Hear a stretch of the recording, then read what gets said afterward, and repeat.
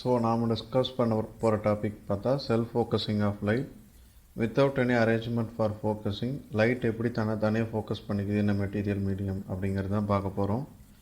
So before going into that refractive index and சசப்டபிலிட்டிக்கான relation இது தான். So நம்ம இதுலேருந்து தான் வந்து செல்ஃப் ஃபோக்கஸிங் நேச்சர் ஆஃப் லைட்டை வந்து டெரைவ் பண்ண போகிறோம். ஸோ லைக் நம்மளுக்கு முன்னே தெரிஞ்ச போலவே சசப்டபிலிட்டி வந்து எலக்ட்ரிக் ஃபீல்டோட ஃபங்க்ஷன். ஸோ எலக்ட்ரிக் ஃபீல்டோட ஃபங்க்ஷன் சசப்டபிலிட்டியாக இருந்தால் கான்சிக்வெண்ட்லி ஈட்டா அந்த ரிஃப்ராக்டிவ் இண்டெக்ஸும் அதோட ஃபங்க்ஷனாக தான் இருக்கும். ஸோ இந்த எலக்ட்ரிக் ஃபீல்டுனால இந்த நான்லீனியர் எஃபெக்ட், அதாவது அந்த self focusing of light beams வந்து நம்ம எக்ஸ்பிளைன் பண்ண போகிறோம். ஸோ அண்ட் தென் வந்து இதில் மோஸ்ட் இம்பார்ட்டன்ட் ப்ராப்பர்ட்டி என்னென்னா, செல்ஃப் ஃபோக்கஸிங் ஆஃப் லைட்னால ஃப்ரீக்வன்சிஸில் ஆல்ட்ரேஷன் இல்லாததுனால நம்ம அந்த போலரைசேஷன் ரெஸ்பான்ஸ் ஈக்குவேஷனில் இருந்து அந்த ஃபஸ்ட்டு டேர்மு தேவையில்லை, அது DC term, and then higher harmonic டேர்ம்ஸும் தேவையில்லை. ஸோ அந்த ஃபண்டமெண்டல் ஹார்மோனிக்கான அந்த டேர்ம் மட்டும் எடுத்துக்கலாம்.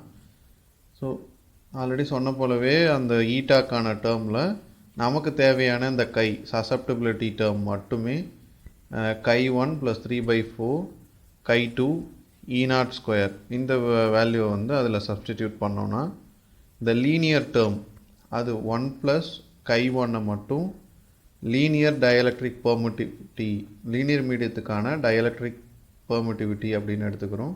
அந்த ரிமைனிங் அந்த தேர்டு டேர்மை nonlinear increment in expression for dielectric permittivity அப்படின்னு எடுத்துக்கிறோம்.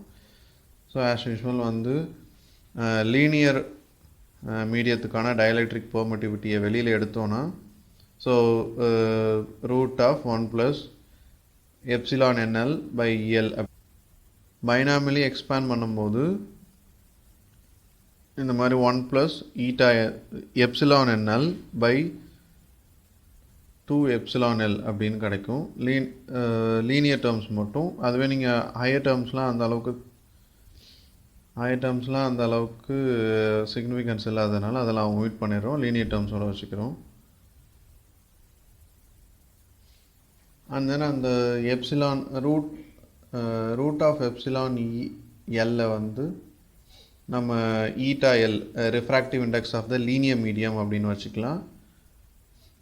ஸோ அதுக்கு பதிலாக அதில் சப்ஸ்டிட் பண்ணுறோம். அண்ட் தென் நம்ம இதுக்கு முன்னாடி இந்த ஈக்குவேஷனில் இந்த டேர்மை நம்ம εnl வந்து நம்ம இந்த ஈக்குவேஷனில் சப்ஸ்டிட் பண்ணுறோம்.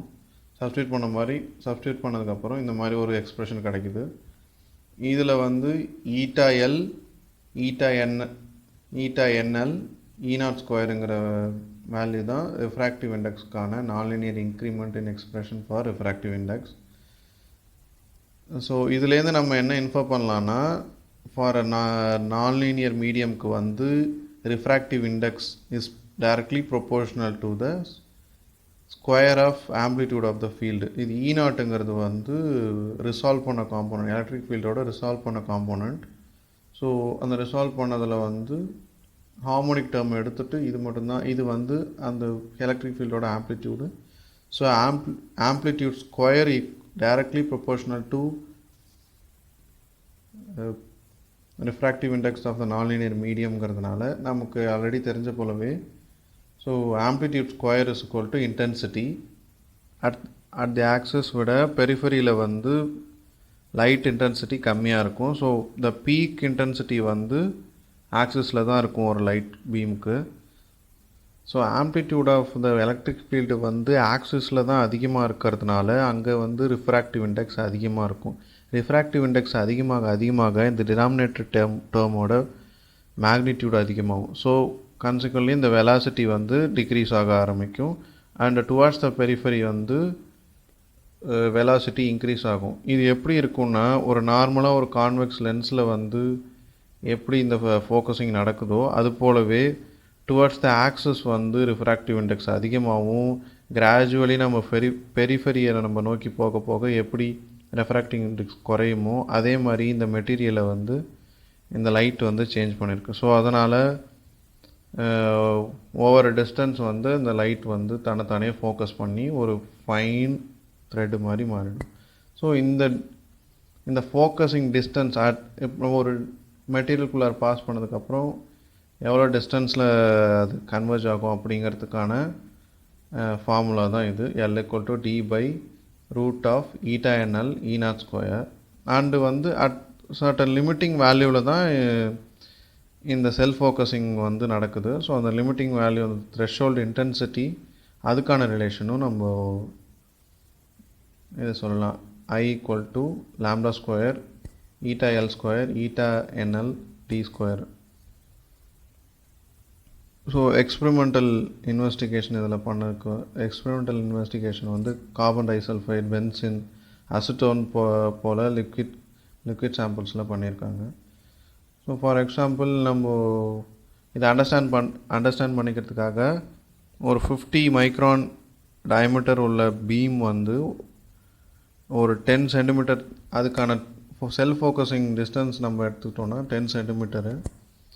So observed light after self focusing it self அந்த லைட் ஃபைபர்ஸோட டயமீட்டர்ஸ் வந்து 30 to 50 மைக்ரான்ஸ் இருக்கும் அப்படின்னு சொல்கிறாங்க.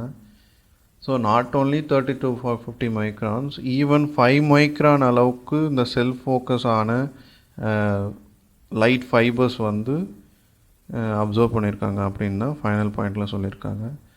This I conclude. Thank you.